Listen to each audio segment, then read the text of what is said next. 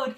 This week's episode, I wanted to talk actually about something we've been working on for a long time with Sokah, since we've had her since a puppy, and that is resource guarding. So today we're going to be talking about resource guarding. Also, we got her this adorable hoodie, so we're matching today. We're the hoodie ladies.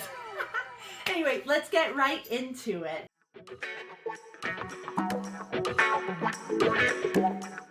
To have a final solution to this resource guarding issue, we looked up Cesar Milan, and his approach, we literally fixed it like right away. Some backstory with Sokah: since she was like 8 weeks, since we first got her, it's always been this resource guarding problem. It can be her food in her food bowl, it can be a toy, it can be a treat that she likes, so she'll basically like get on top of it and protect it. And I looked it up, and this is actually a common issue, especially in Huskies, due to the breed and stuff. You know, Siberian Husky, they were bred for pulling sleds in Siberia and stuff, and it's like cold and really harsh conditions. So then they get like super used to protecting something that they value. It could be their territory, it could be their food, it could be whatever, right, Sokah? So you're just bred to protect what you see valuable, because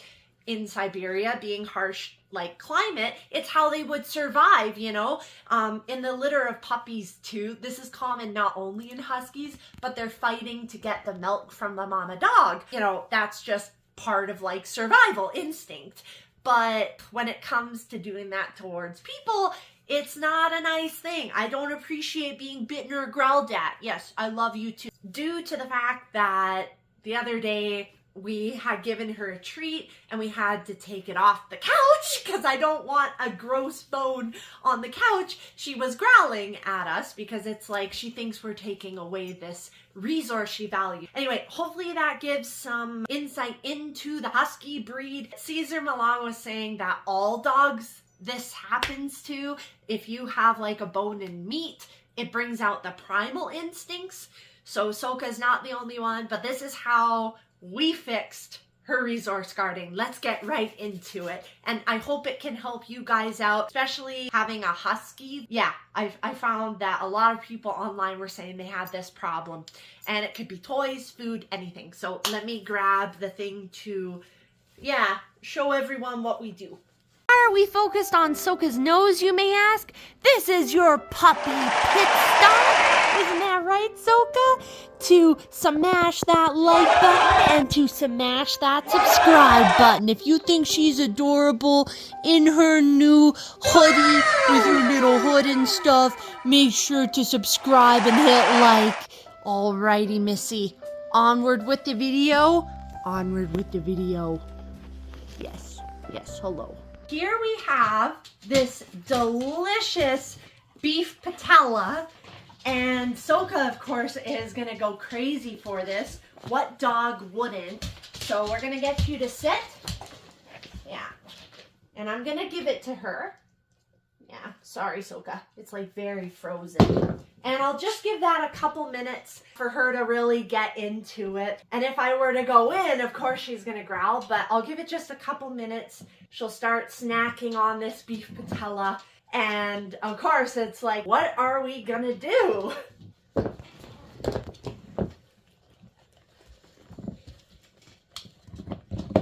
I just wanted to also quickly say, this is just our own research, and we did find Cesar's video very helpful. I'm not saying you should do this. I'm not a professional or anything. I'm just showing you what worked for us, thanks to Cesar. And I don't necessarily recommend you to try this. I just know our dog, and I watched Cesar for a long time, and a lot of his stuff has worked for us. So I'm not endorsing that you do this. I'm not condoning you to do this. But this is what we did, and it was quite the problem with her for a long time. So I'm really glad that we had something that worked.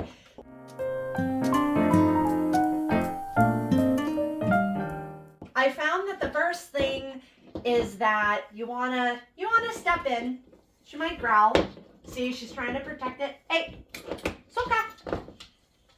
Nope.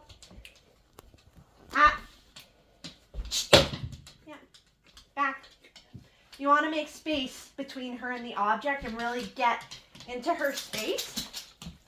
Now sit. You're gonna lay down and you're gonna stay.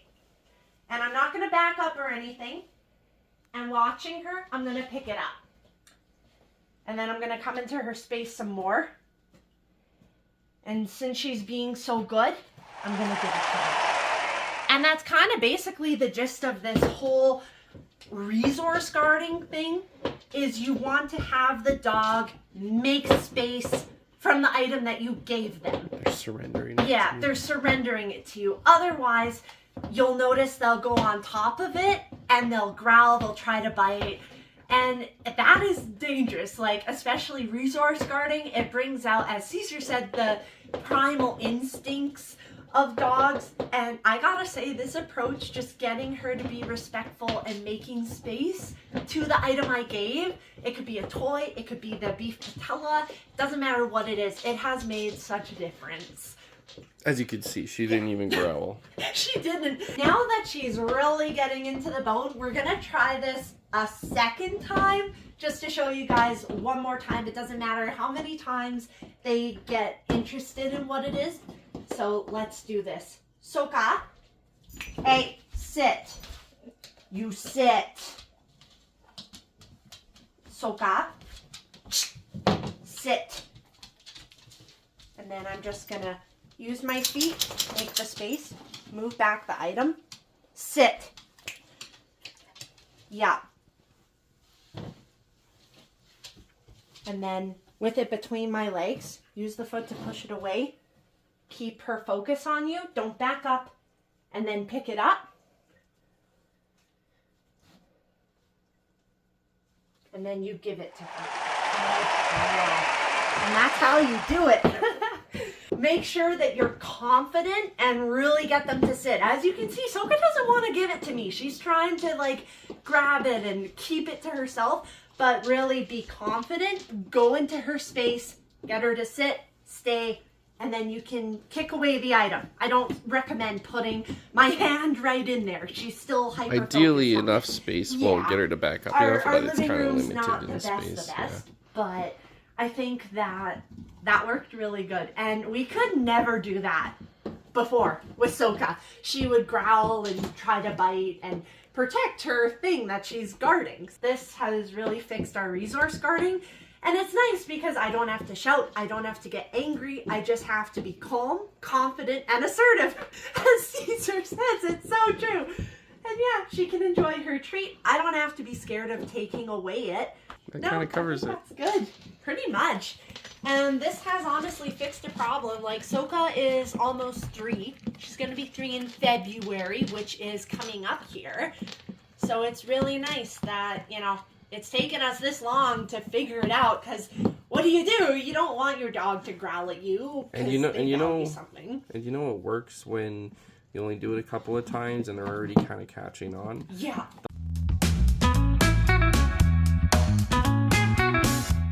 Dogs communicate differently from people. Yes. And you have to be able to kind of speak their language. And so doing stuff like that shows to them what they don't understand. Because they don't understand words. You can tell them to drop it and walk away and stop it, and they're not going to listen. They don't know what that means. But if you speak their body language, then they'll understand what's going on. Yes, that's the other good point. Changing your approach and understanding dog body language. That's something that's not always easy to understand, but it's interesting how if you speak their language, they will respond. We tried so many other things and Sokah would never really understand. It's frustrating because it's like me as the person. It's like, what am I doing wrong? How am I not conversing in your language? I'm so sorry. But it's really nice that we were able to learn to speak dog with this. Instead of just, human-wise, I'm going to go in and take the item, which is usually what you do. This is a really good way of, I'm going into your space, you're going to make space, and then you can take it, instead of just going in and taking the item. Like, if I were to do it right now, she would growl at me. She wouldn't know what I'm saying. But if I go into her space, I get her to make space from it, I can then take it away, and she will understand that I'm not just taking away her valuable resource that she values, and she gives us respect. Yeah, learning how to speak dog is interesting.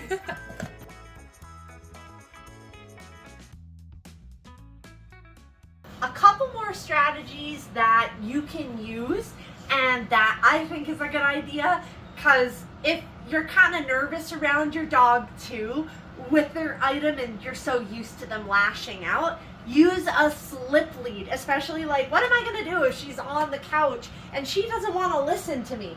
Take the slip lead, Sokah, and loop it around their head. Probably a bit better than that because you wouldn't want your hand to go in, but hey, at least you have the slip lead, and then come. And then you can get them to come away from the item or off of a spot in a corner that maybe it would be like too hard to get up into their space. Or even if you're going to do, you know, what we were showing about doing, about getting into their space.